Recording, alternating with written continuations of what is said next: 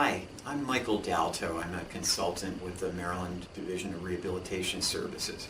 There are three ways to get Social Security disability benefits. What they all have in common is you have to have a significant disability that limits your ability to work somewhat, but it doesn't necessarily prevent you from working completely. What they all have in common as well is that you or a certain family member has to have worked and paid taxes on Social Security earnings for a long enough period. You can get Social Security disability in three different ways. The differences have to do with who has to have paid the taxes on their earnings. If you get Social Security disability insurance, also known as SSDI, on your own work history, you have to be the one who has the work history and has to have paid Social Security taxes on your earnings. You can also get benefits on the earnings record of a parent in some cases. If you are now at least 18 years old, you've been disabled since before you turned 22, and you have a parent who's now retired, disabled, or deceased, you can get benefits on your parent's work history. And finally, if you are a disabled widow or widower, you're at least 50 years old, and your deceased spouse worked and paid taxes on their earnings, you may be able to get benefits on the record of your deceased spouse. However, whichever way you get benefits, the impact of earnings on the benefit is the same. Also, you should know that if you have been entitled to Social Security disability benefits for at least 2 years, you'll be eligible for a medical benefit known as Medicare. So when you get Social Security disability, it can be very frightening. It can feel like a high wire act to even contemplate going to work. But as I mentioned, there are a variety of safety nets that can provide protection for benefits to make sure that you're better off working than not working. And those safety nets are known as work incentives. So work incentives can do a variety of things. Number one, they can let you keep Social Security disability payments longer, sometimes permanently, while you're working. They can protect your medical benefits even if your earnings go high enough to stop your cash benefits. They can let you get cash benefits back again quickly and easily without having to reapply if anything happens to your job after you've worked your way off cash benefits. And they can even offer additional medical coverage known as medical assistance or Medicaid if you're working. So the first safety net available to you if you get Social Security disability and you go to work is called the trial work period. This is a period of generally 9 months in which you can earn as much as you want. Does not matter how high your earnings are. You'll still keep your full Social Security disability benefit. The amount that you need to earn in order to use up one of your 9 months differs from year to year, and it appears on this slide. The dollar amount usually increases each year. If you earn below the dollar amount in a month in a given year, nothing happens. You keep your disability benefit and you don't use up any of your 9 trial work period months. If you earn above that amount, you use up trial work period months, but no matter how high your earnings, you still keep your full Social Security disability benefit. So that's a nice safety net for at least 9 months. After the trial work period has ended, Social Security starts looking at your earnings in a different way. They're determining whether you're doing what they call substantial gainful activity, or SGA. If your earnings are below SGA, you'll keep your benefits, and that can continue indefinitely as long as your earnings stay below the SGA limit. If your earnings go above SGA, then your benefits may stop, but not necessarily permanently. So what is substantial gainful activity, or SGA? Well, there are dollar amounts attached to it. If you are not blind and you're earning above this amount, you may be doing SGA. If you are blind and you're earning above this amount, then you may be doing SGA. But just because you're earning above those amounts does not necessarily mean you're doing SGA and that your benefits will stop. When Social Security looks at your earnings, they allow you certain subtractions from earnings. One is called impairment-related work expenses. These are expenses that you paid for related to your disability that are needed, at least partly, for you to be able to work. Examples might be accessible transportation for work, medical services, medical equipment and supplies, assistive technology, attendant services, physical accommodations, vehicle modifications, etc. If you pay for those impairment-related work expenses, the value that you're paying can be subtracted from your earnings when Social Security determines whether you're doing SGA. Another subtraction that's allowed is called subsidies and special conditions. This means that you're paid the full wage for your job, but your productivity might be lower than coworkers. Maybe you're working a little more slowly, or there's certain duties that you can't fully perform because of your disability. There's a subtraction from earnings allowed for that. Also, if you get extra help to do the job, whether that's provided by a coworker, a supervisor, or a job coach, there's a subtraction for that. Social Security tallies up all the subtractions allowed from your earnings. They subtract that from your gross monthly wage, and if the difference is below the target numbers we saw in the previous slide, then you're not doing substantial gainful activity and your benefits will continue. So here's an example. Phoebe is working full-time. She's finished her trial work period and her earnings are above SGA. However, she's paying for taxis to get to and from work because she can't drive due to her disability. That's an impairment-related work expense. Also, she's paid the full wage for her job, but her productivity is lower. She's working at 90% productivity compared with her non-disabled coworkers. That means she gets a subsidy. Technically, she's not earning 10% of what she's paid because her productivity is 90% rather than 100%. Social Security will subtract from her gross wages her impairment-related work expense for the taxi cabs to and from work, and the 10% subsidy. After the subtractions, you can see what's left is below the substantial gainful activity level, and she'll be able to keep her cash benefit. So, you've finished your trial work period, you're using impairment-related work expenses, subsidies and special conditions, and even after those subtractions, your earnings are still above the substantial gainful activity limit. Does that mean you lose your disability benefit right away? No. In fact, the first month that you do substantial gainful activity after your trial work period, and the 2 months that follow it are called a grace period. And you still keep your benefits for those 3 months, regardless of how high your earnings are. Another safety net that occurs right after the trial work period is called the extended period of eligibility.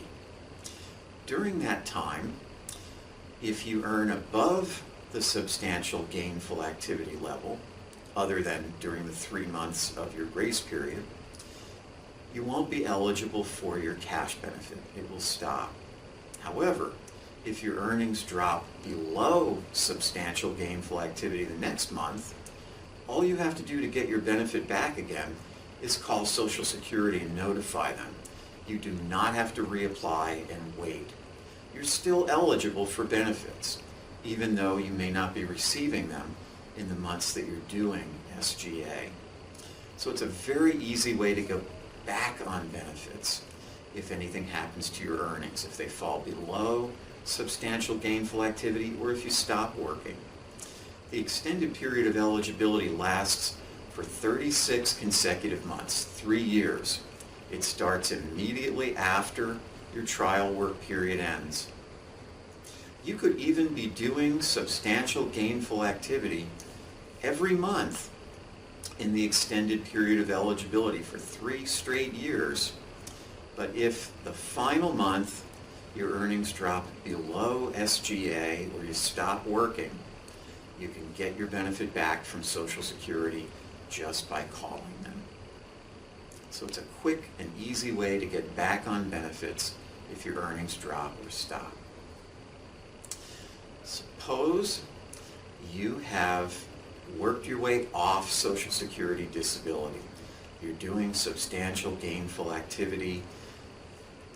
You've finished your trial work period and your cash benefits stop. You continue doing substantial gainful activity. Does that mean that your Medicare will stop? No. In fact, you can keep your Medicare for years longer, even though you may be doing substantial gainful activity and your cash benefits may have stopped. You can keep your Medicare as long as you continue to be disabled for at least 7 years and 9 months after your trial work period has ended, regardless of your earnings. So if you add the 9 months of your trial work period plus the 7 years and 9 months that you can continue your Medicare after your trial work period, possibly longer, that means you'll be able to keep your Medicare for at least 8.5 years after you started working. If you continue to work beyond that extended period of Medicare coverage, you may still be able to keep your Medicare if you pay extra for it. However, if you get Medicaid, also known as medical assistance, in addition to your Medicare, the Medicaid will cover the extra cost and you won't have to pay it. Suppose you have worked your way off cash benefits, you've finished your trial work period and your extended period of eligibility, and you're still doing substantial gainful activity. At that point, your benefits stop, and if your earnings later drop, you can't simply call Social Security and get the benefits restarted. However, even then, you have a safety net to get benefits back again more quickly and easily than if you had to reapply. It's called expedited reinstatement. Here's how it works. If your benefits have been terminated, they have stopped because you're doing substantial gainful activity after your extended period of eligibility has ended, and then your earnings drop below SGA or they stop within 5 years, you can ask to have your benefits reinstated. Social Security will actually give you benefit checks while you're waiting for them to make a decision on reinstating your benefits permanently. They'll give you those benefit checks known as provisional benefits for up to 6 months. Meanwhile, they'll be doing a medical review to make sure that your disability has not improved since the last time they did a medical review. If your disability has not improved, then they'll approve you and you'll be able to continue to get your cash benefits. The decision on expedited reinstatement usually just takes a few months, much shorter time than if you applied for benefits from scratch. A sixth safety net enables you to get an additional medical benefit if you're working and either getting Social Security disability or if you've worked your way off Social Security disability. It's called the Employed Individuals with Disabilities, or EID program, and it qualifies you for a medical benefit called Medicaid, which is also known as medical assistance, if you meet several criteria. You have to be 18 to 64 years old. You need to meet Social Security's medical definition of disability.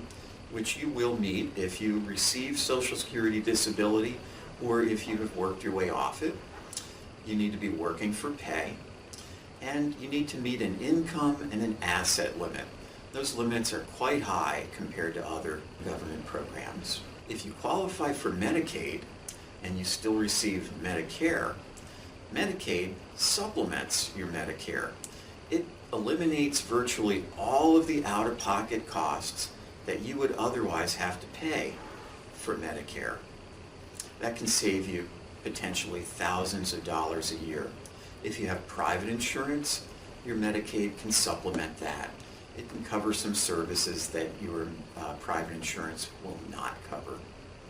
If you have no other insurance, Medicaid provides pretty comprehensive coverage. It covers everything you would expect medical insurance to cover, and usually a few extra things as well.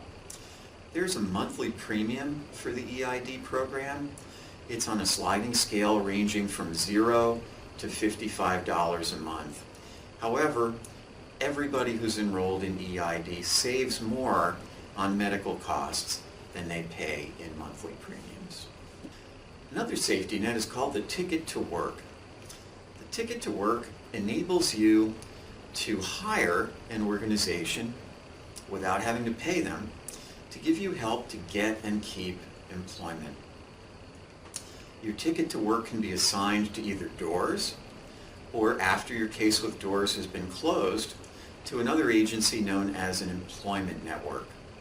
And they're obligated to give you services to help you get or keep employment. To find an employment network to help you continue getting services after your case with DOORS is closed, you can go to this website. Another benefit of the Ticket to Work, in addition to the employment services, is that in some cases it can protect you from medical reviews from Social Security. When you get Social Security disability benefits, Social Security will periodically do a medical review to see if you have medically improved or medically recovered. If they find that you have medically recovered, then your benefits can stop. You're no longer eligible for them. The medical reviews usually happen once every 1 to 7 years, depending on how likely it is Social Security thinks that your disability will improve.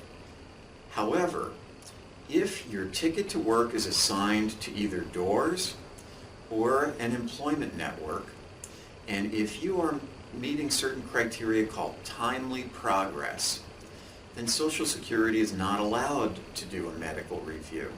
And if they're not allowed to do a medical review, then they can't find you to have medically recovered, and your benefits would be protected.